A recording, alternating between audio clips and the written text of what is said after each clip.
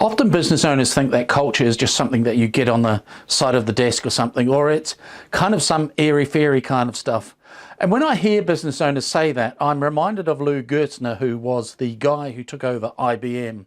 He was the chairman of IBM as it was making that difficult transition from a time when they were primarily in the business of selling mainframe computers to when they became an IT consulting company.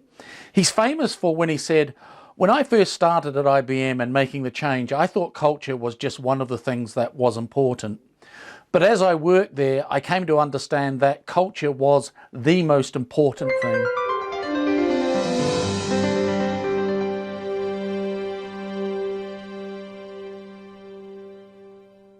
While many people think it's just something you get to or you don't pay that much attention to, culture is really a foundation or building block for your company.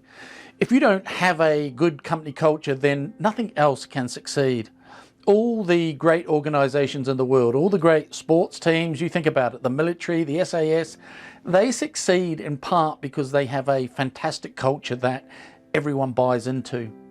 So if you accept the premise that culture is a building block, a foundation of having a great company, then what makes a great culture?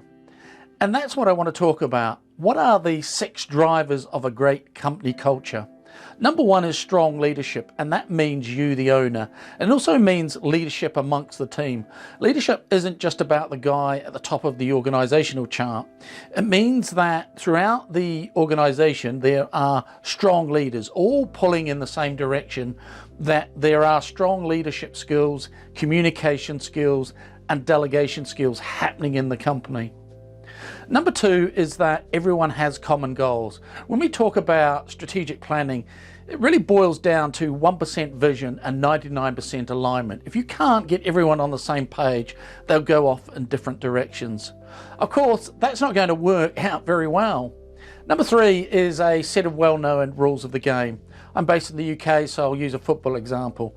Would a person who has great skills as ball control, dribbling, passing, accuracy and striking automatically be a great football player? Not if they don't know the rules of the game. You can have the fantastically skilled individual, but if they don't have a common set of rules of how we do things around here, or how we treat each other, how we treat our customers, it's not going to work. Number 4 is an action plan. So that everyone knows what they're doing and how that work fits into the plan for the overall company. Number 5 is to support risk taking. And what that means is that it's okay to make a mistake, and no one should live in fear that if they make a mistake that they're going to get axed or have something nasty happen to them because they made a mistake.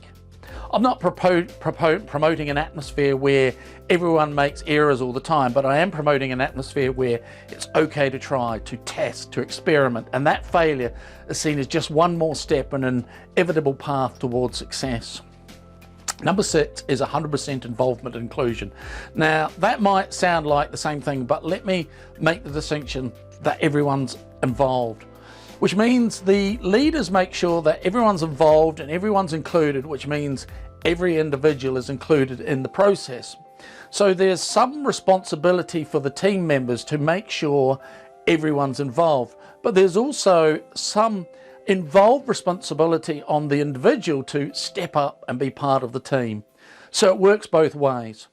So if you can create a culture, it isn't like some people think that I only get the culture as a kind of byproduct. In fact, you can design a culture and go after in a proactive and aggressive way and get the culture you want rather than the culture that you deserved. It's not the kind of thing that you do on the side of your desk. It's what drives the performance of any team. So those are the 6 drivers of a great company culture. I help my clients build a great culture by working with them through the 5 steps to freedom.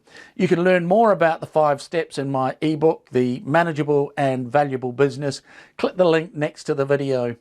Or if you'd like to take the fast track to building a better culture in your business, you can consider business coaching. You can book a complimentary 15-minute call with me at timewithshane.com. In those 15 minutes, we'll find out if you are good to go on your own or if you could use some help. I'm Shane Spears of Summit Scale Coaching. See you next time.